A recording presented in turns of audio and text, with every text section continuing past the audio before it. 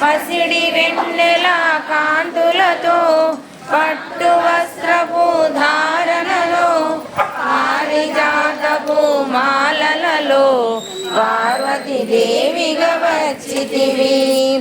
వస్త్రము ధరించి రణరంగమున ప్రవేశించి రత్నబీజుని హతమార్చి రమ్యక పత్తివి అయినావు.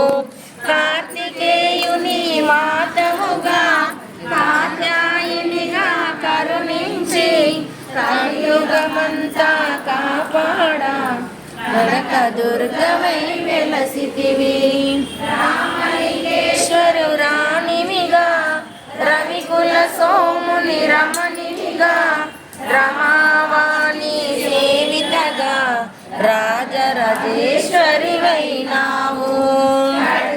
శూలము ధరించి పాశుపతాసము చేభూమి శంభుని శంభులదును మాడి వచ్చింది శ్రీశ్యామలగా.